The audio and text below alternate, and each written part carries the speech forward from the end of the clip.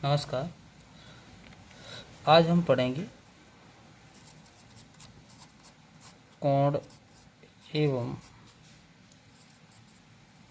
इसका मापन। हम पढ़ रहे हैं ज्यामिति। ज्यामिति का ये दूसरा भाग है, इसको हम जियोमेट्री कहते हैं।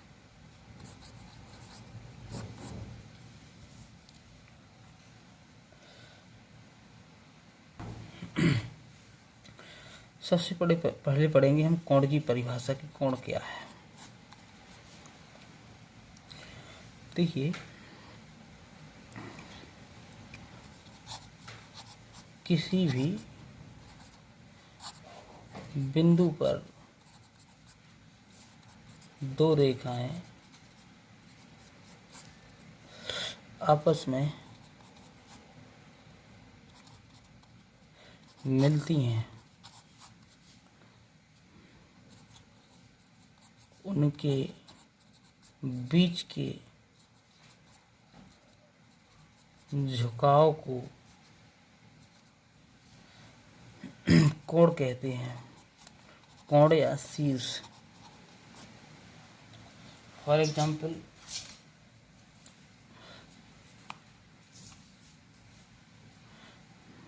कोई एक ये रेखा है, एक ये रेखा खींच दी,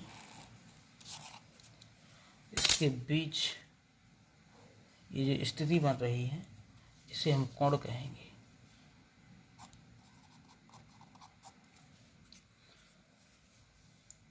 आगे पढ़ते हैं हम मापन।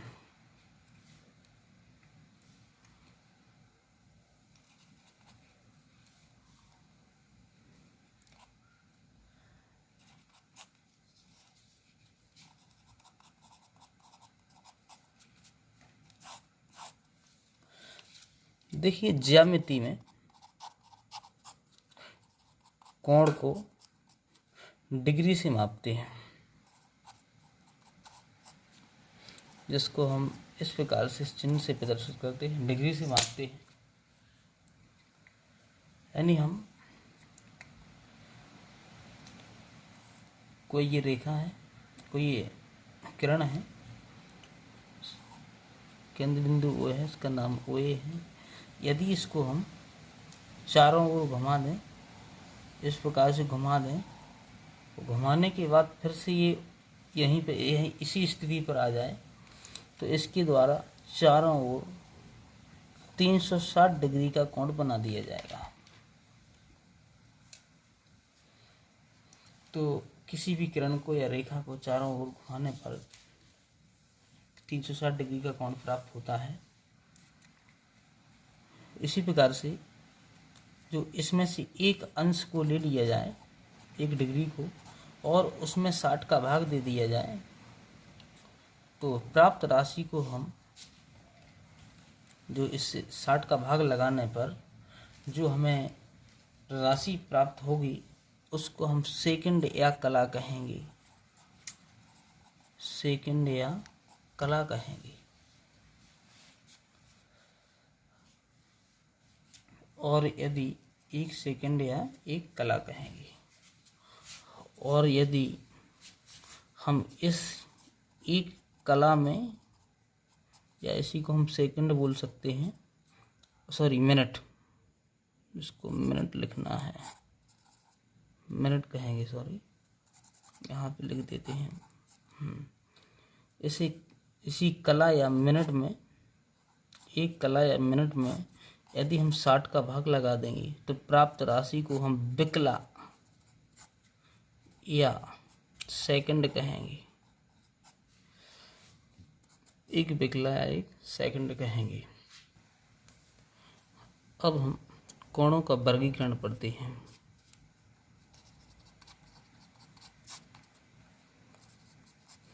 कोणों का वर्गीकरण।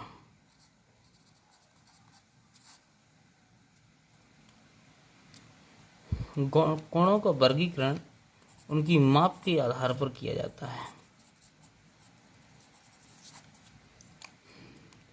नंबर फर्स्ट, न्यून कोण। न्यून कोण किसे कहते हैं? देखिए, सबसे पहले हमें 90 डिग्री के कोण को जानना पड़ेगा। एक ये हॉरिजॉन्टल रेखा बिल्कुल खड़ी रेखा हो और ये एक खड़ी रेखा है, ये तो है 90 डिग्री का कोण। तो ये 90 डिग्री का कोण हुआ। तो न्यून कोण किसे कहते हैं? 0 डिग्री से बड़ा हो,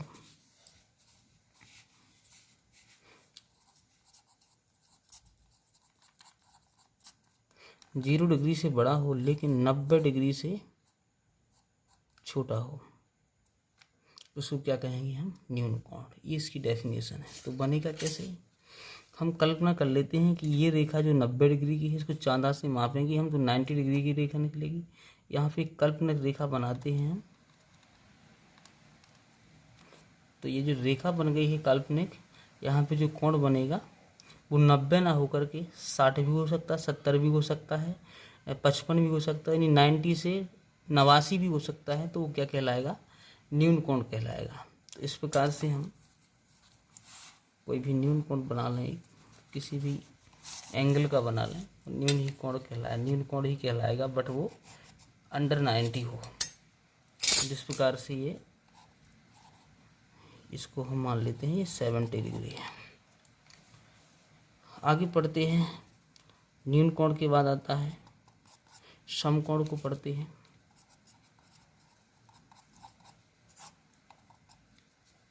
समकोण किसे कहते हैं? 90 डिग्री के कोण को हम समकोण कहते हैं। 90 डिग्री के कोण को समकोण कहते हैं। जो कोण 90 डिग्री का बन रहा हो उसको हम समकोण कहेंगे। जिस प्रकार से अभी ये पढ़ चुके हैं हम, ये 90 डिग्री यहाँ पे बन रहा था, इसको समकोण कहेंगे। आगे पढ़ते हैं हम अधिक कोण।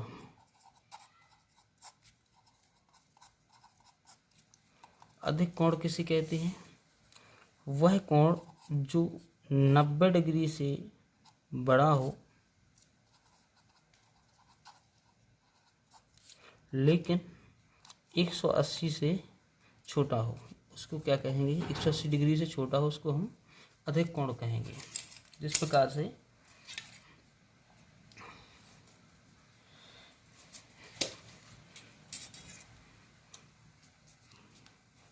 ये रेखा खींच दी हमने, यदि हम यहाँ पर एक रेखा खींच देते हैं तो ये तो 90 डिग्री का कोण कहलाएगा। यदि यहाँ पर खींच देंगे तो ये 90 डिग्री का कोण कहलाएगा। लेकिन हमको अधिक कोण बनाना है, समकोण नहीं, अधिक कोण बनाना है। तो 90 डिग्री से अधिक के कोण को ही हम अधिक कोण कहते हैं। चाहे वो 91 डिग्री का हो या 92 हो या फिर 179 हो, यानी 180 ना हो, वो अधिक कोण ही कहलाएगा। जैसे इसको हम अनुमानतः मान लेते हैं कि 115 डिग्री है, तो ये अधिक कोण होगा।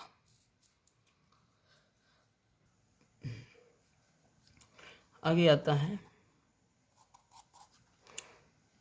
सरल कोण या ऋजु कोण भी कहते हैं इसको। ऋजु मीन्स सीधा होता है।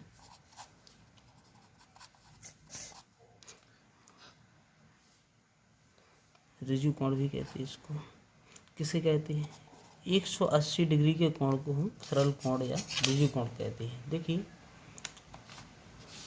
हम कल्पना करें एक 90 डिग्री ये है, एक 90 डिग्री बन गया, और यदि हम इस तरफ भी 90 डिग्री बना दें,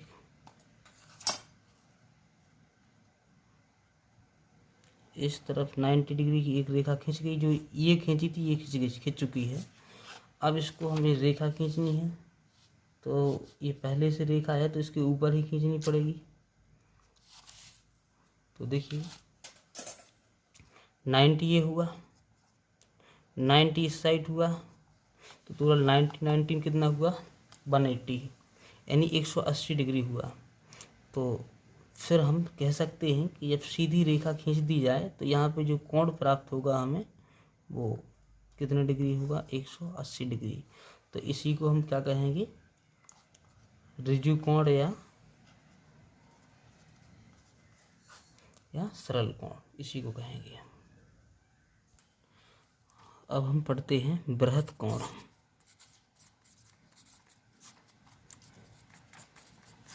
बृहत कोण या इसी को हम प्रतिवर्ती कोण भी कहते हैं। कभी कभी परीक्षाओं में दूसरे नाम से ही पूछ लिया जाता है। इसको तीसरा भी नाम है इसका, पुनर्युक्त कोण भी है। इसको पुनर्युक्त कोण भी कहते हैं। 3 नामों से इसको जाना जाता है। तो ये पुनर्युक्त कोण या प्रतिवर्ती या बृहत कोण किसे कहते हैं? वह कोण जो 180 से बड़ा हो, 180 से बड़ा हो और 360 से छोटा हो, 360 डिग्री से छोटा हो और 180 डिग्री से बड़ा हो, उसको हम बृहत कोण कहते हैं। यानी 2 समकोण से बड़ा हो और 4 समकोण से छोटा हो, उसको बृहत कोण कहते हैं। जिस प्रकार से हम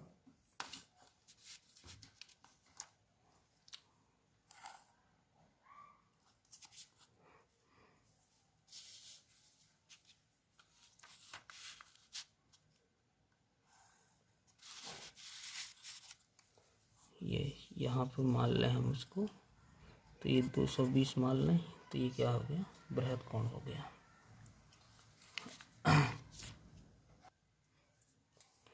अब पढ़ते हैं हम पूरक कोण।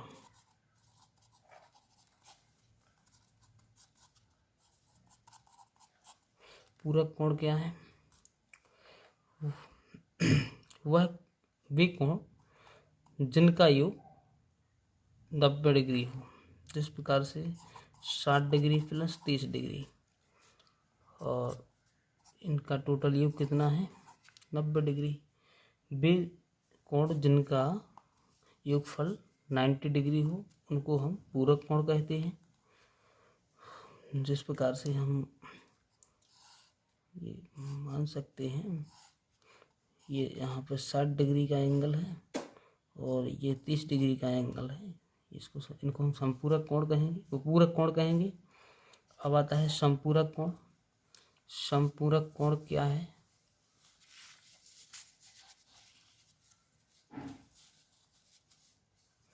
देखिए, संपूरक कोण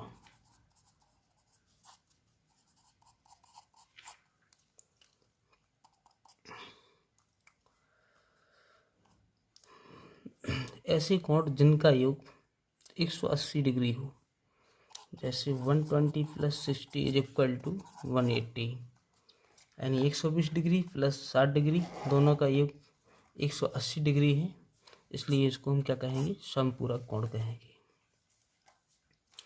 इसके बाद आता है शीर्षाभिमुख। हाँ, तो देखिए शीर्षाभिमुख कोण।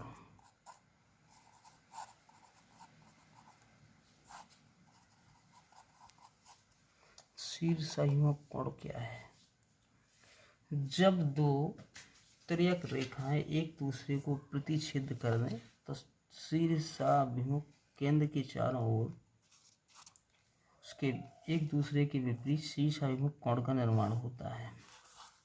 अर्थात ये 2 रेखाएं एक दूसरे को प्रतिच्छेद कर दिया इन्होंने।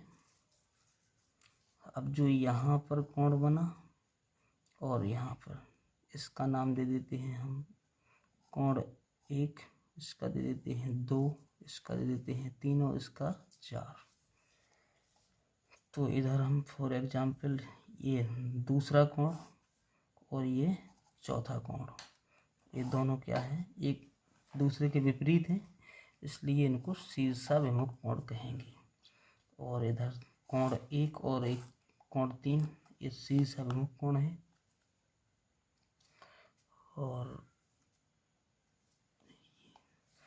याद रहे, शीर्षाभिमुख कोण आपस में बराबर होते हैं।